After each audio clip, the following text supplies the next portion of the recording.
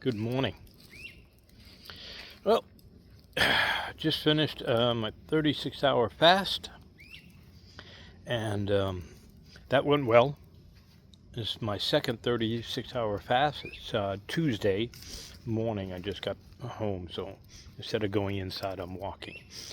Um, Now, I've been a little sore because my physical therapy has changed. I'm also incorporating a chiropractor in my visits now. So my neck is all like been cracked and popped, my back and everything.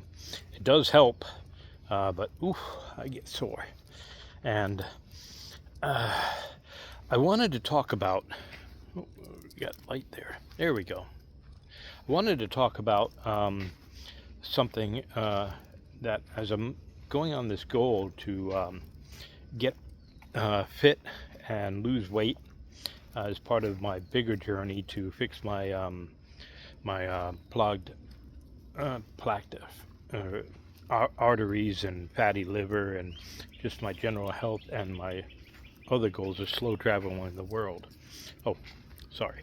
Hi, I'm David, and I like to take you guys on this walk with me, um, so I can have somebody to chat with and just get my thoughts out there. It helps keep me out of my pity party that I was in for almost 5 years after my accident. So, as I'm going through my goals, and I just finished this, you know, let's call it a micro goal of the 36-hour fast. Not that micro, it's 36 hours. But, you know what I mean. I was thinking of the word impossible and the strength that we give it. And I'd like to pose this question to you and see what you guys think. How strong do you think the word impossible is? And I'll qualify that now by saying that, you know, most people think impossible, the word, is very strong because they use it a lot. And how they use it is that, oh, I couldn't lose weight. It's looking this way, you know, it's too hard. It's impossible that I can lose weight. Or I can never be rich or wealthy. That's impossible. I come from a poor family. I don't have a good job. All these things, they give a lot of strength to the word impossible. So it's true. It is impossible for them to lose weight. It is impossible for them to be rich or to get a good job or do something different. Now, when you change that thought and you believe the word impossible is weak and not strong, things change. Because when I was in the pity party, I thought it would be impossible for me to really walk more than a couple of minutes, especially after having my foot fused, my heel. I've got 2 metal rods in my heel bone going up to my ankle. I don't recommend it, but it helped cut out the pain, but it didn't. So knowing what I know now, I would never recommend that procedure to anybody. So the word impossible used to be very strong for me, and I noticed my health was deteriorating, my energy, my strength, everything was going down, and you know, my attitude in life. So then I made the change because I got scared. I got scared out of my ass when I went to the emergency room. I could barely move. My back was locking up. I thought I had really bad kidney stones. Anybody that's had kidney stones, they know how painful it is. Well, it was on that level, even though it turned out I do have kidney stones, but they weren't causing the pain. My back was causing the pain. It was so messed up. But they found out that I had plaque in my arteries. They couldn't see how much. but in the CT or the MRI that they did, it shows up. And of course, they could see that I had fatty liver. Well, I was 242 pounds. When I sat down, I just looked like a blob. And when I stood up, I was a blob anyway. And that like scared the crap out of me. So I forgot my selfie stick here. I had to do something. So it no longer became a question of something being impossible. It needed to get done. It was going to be hard, and looking back, it was hard, but it was also very easy because, and I say that is because once I put my mind to it, and I did that little flip in my switch of my mind, I flipped that switch, it was easy. I still had the cravings for all the sweets and stuff because no matter what they say, and there's new evidence all the time, the food companies, they know sugar is addictive, carbs are addictive, and they also put additional crap in the foods that make it even more addictive. So, but it's amazing how resilient the body is. Now, just a few. It took me about 2 months because the first month I had those cravings, and then it got easier. Now I started it the end of October, so Thanksgiving. That was a little hard to have Thanksgiving dinner when I just ate turkey. No gravy, no carrots, no green beans, none of that stuff. Just turkey. It was good though. I didn't even put gravy on it. Oh, anyway, no cranberry sauce. Let me stop. All right, focus, Dave. All right. So, and then going into Christmas, well, that was another story. I did pretty good. I did have a couple of beers during Christmas time because we went up to see family up in Connecticut, and I did splurge and have a piece of like coffee cake that my niece made. Oh, that was incredible. So not very helpful. And I think 2 times I had these little cheesecake squares. So that was my total amount of cheating. But I noticed when I did cheat it, when I chat, that's a word, those cravings shot right up. It made it harder. So I stopped. I said, that's it. No matter how much I love cheesecake. That's my little Achilles heel there. Strawberry cheese. There we go again. Anyway,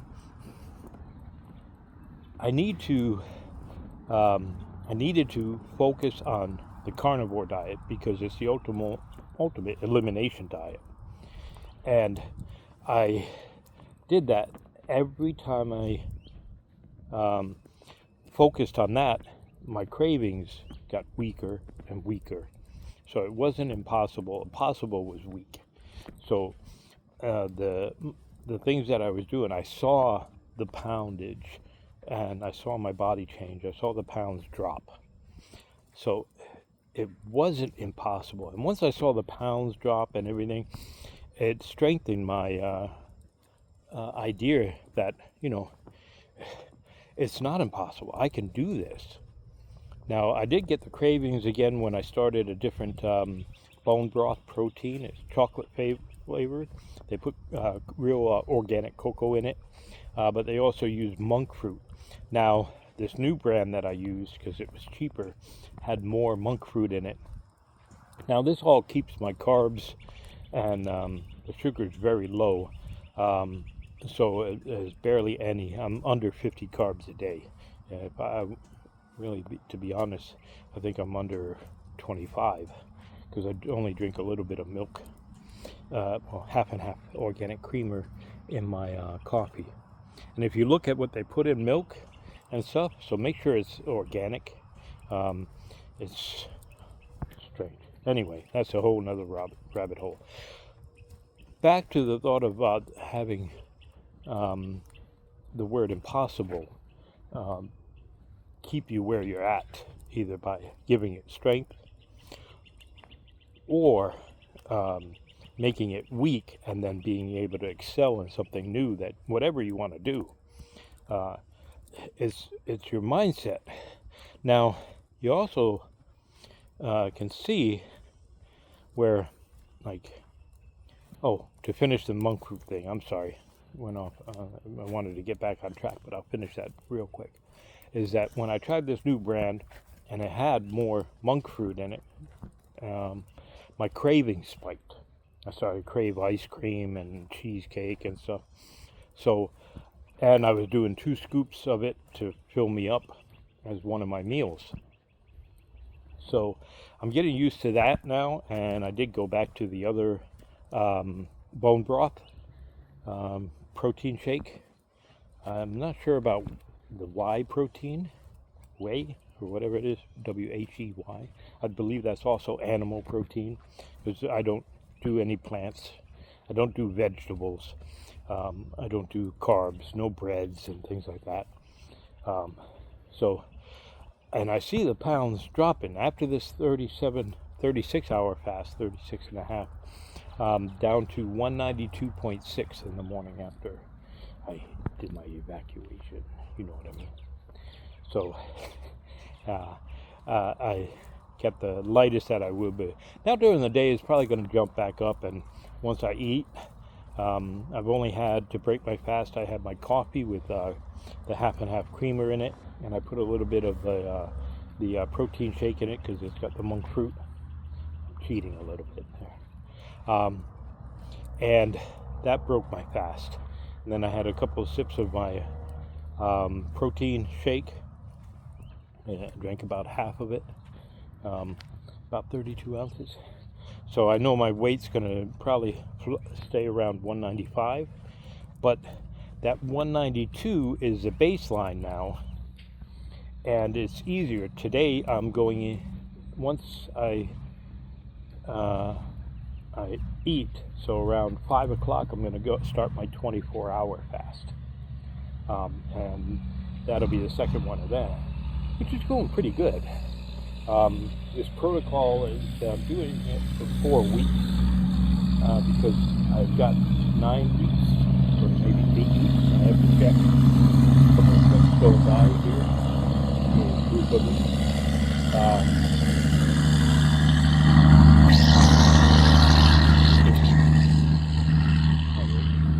So I'm on this new fasting protocol. It's the 36-hour, 24-hour, 16, 16, and 16.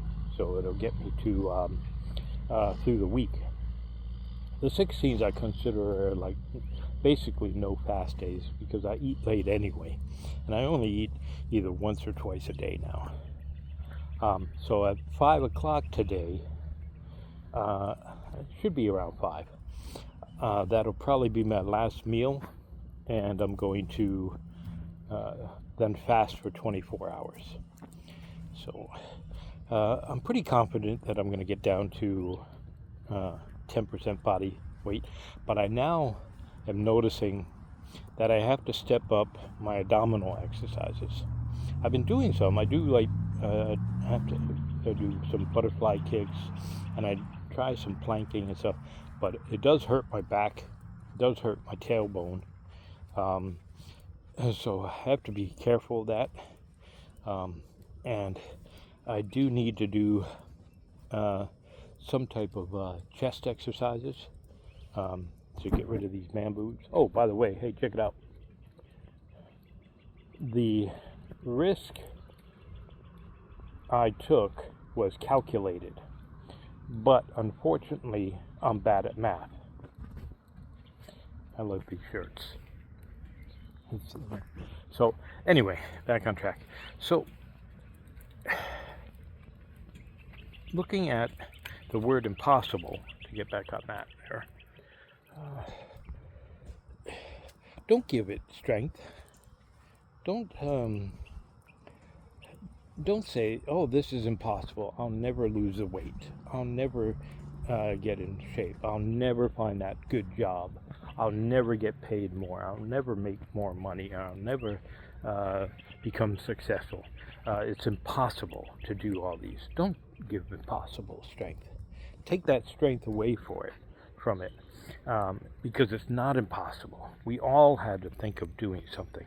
I mean, you look at anything that we've created, somebody had to dream it and say, hey, we can do that. Otherwise, we'd still be living in caves or in the Serengeti, running around in, animal skins. And even somebody had to say, hey, I'm cold, so maybe I need some clothing. And they thought of that idea, so they made it. So, with that, I'll end. And thanks for coming on these walks with me. I really enjoy you guys' comments. They've been super motivating. So I thank you for that. And give me a thumbs up. Don't forget to, if you like, if you can like it, don't forget to subscribe. And again, you guys have a blessed day. I'll see you later.